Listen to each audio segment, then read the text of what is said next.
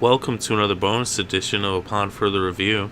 Upon further review, And in this edition, we'll be talking about the Atlanta Falcons and the Tampa Bay Buccaneers. This Week 10 matchup will be on November 9th at 1 p.m. Eastern Time, and you can catch that on your local Fox affiliates. The Falcons are 2-6, and the Tampa Bay Buccaneers are 1-7. So these two teams only have 3 wins between them. The Falcons got their first win of the season in Week 1 at home against New Orleans as they beat the Saints in overtime, but then they went to Cincinnati and they lost in Week 2, and then in Week 3 they faced the Buccaneers for the first time this season.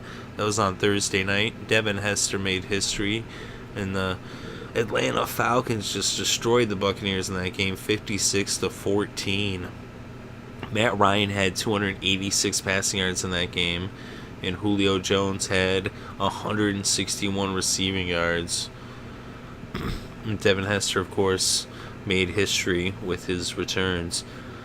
So then in Week 4, though, they lost in Minnesota. Then they went to New York and lost to the Giants. Then they were at home and they lost to the Bears. Then they went to Baltimore, lost to the Ravens, and then they lost to the Lions in London in Week 8.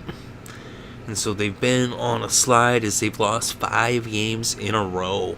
And now they got to face the Buccaneers. But the Buccaneers have not won at home this season. Their one victory this year came in Pittsburgh. They started off the season with 3 straight losses, losing at home to the Panthers and the Rams, and then going to Atlanta. The first time these two teams matched up in that Thursday night game we were mentioning a moment ago. But then after getting blown out in that game by the Falcons, they then went to Pittsburgh and they beat the Steelers by 3 points.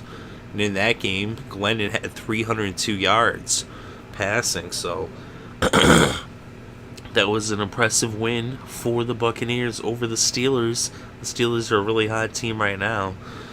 And I mean, the Steelers are the Steelers and the Buccaneers beat them. So interesting.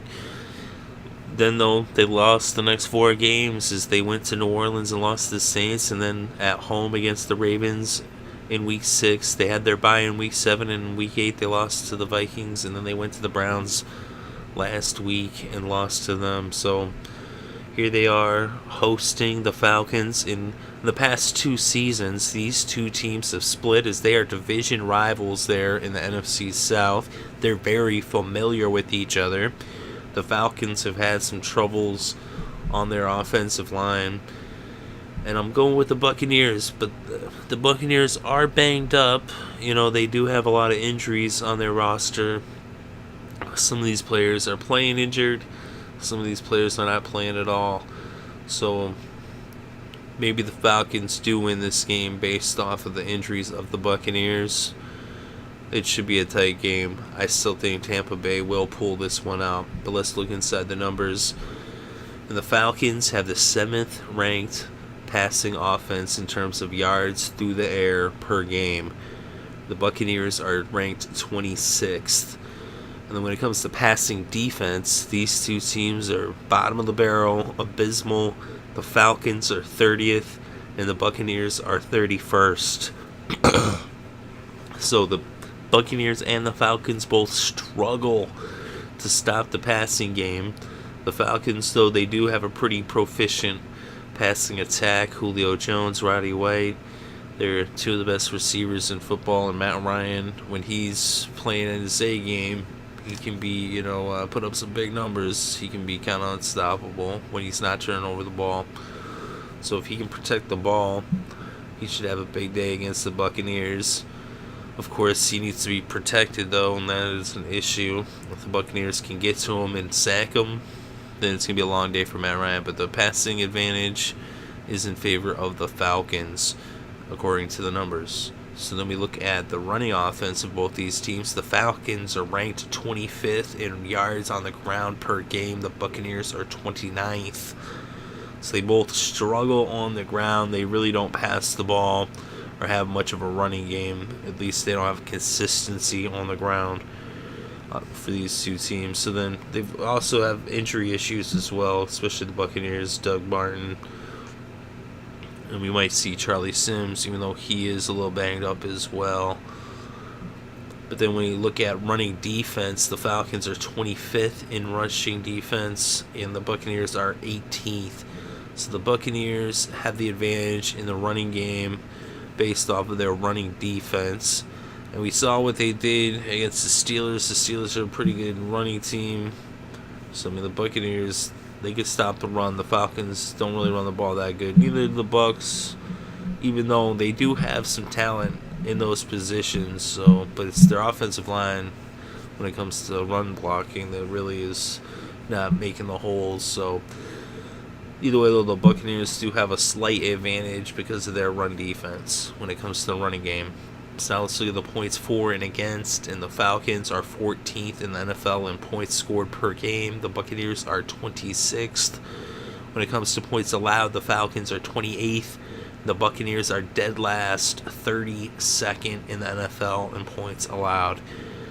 So both these teams do let up a lot of points. The Buccaneers let up more than any other team in football so far this season. Of course, someone has to be last, and that just happens to be them at the moment. I think the Buccaneers, though, are, making strides. They are having those issues with the injuries, and they will be a better defense, before long. But right here we see, that the Falcons, they can score when they get going. I mean, we've seen they put up 56 against the Bucs the first time they played, and that's part of why they're ranked 14th. And the Buccaneers, they have been struggling to score, and they do not stop teams either. So the advantage there goes to the Falcons. So on paper, the Falcons have the advantage, but this game's not played on paper. This game is played on the field. And it's in Tampa Bay. It's a division rivalry game. And I really believe that the Buccaneers can win this one. So they should be able to beat the Falcons, at home. So that's what I'm going with. I think that, the defense of Tampa Bay is going to be able to shut down the Falcons. The Falcons probably get some decent numbers, but I think they'll stop them from getting in the end zone. And potentially may see Tampa Bay's defense actually get a pick six in this game. Maybe even a fumble recovery or two. I think they're going to be sacking Matt Ryan. If he was getting better pass blocking, that would be a different story. But the Buccaneers, they are banged up, but they do have, some pass rushers that can get to the quarterback. And I think it's going to be a long day for Matt Ryan. He's going to be on his back. I think that's going to be the key for the Buccaneers. They also got to have success on the ground. I think Bobby Rainey, if he can protect the ball, he can have a big day. He's really elusive. Once he gets free, an open field, it's tough to tackle him. He's a small, quick back. He's, he's really good. He's underrated, I think, and I think that he should have a big day, and I think the Buccaneers are going to pull out the victory. So there's also talk Charlie Sims, and we'll see what happens there as well. That can only really help the Bucs. So I'm going with Tampa Bay, although I do believe it'll be a close game. The Falcons could be in it. I think it'll be probably a turnover at the end or a big defensive stop by the Bucs that ends up sealing this victory. So that's what I think. Let me know what you think in the comments section below. Interested to read your thoughts and opinions. Thank you very much for listening. It is greatly appreciated. If you enjoyed the show, hit the like button. If you want more of this content, go ahead and subscribe as we bring you upon further reviews as well as recaps for each and every game, each and every single week. Again, thank you for listening. I hope you're having a good day and have a great weekend and enjoy all of the sports.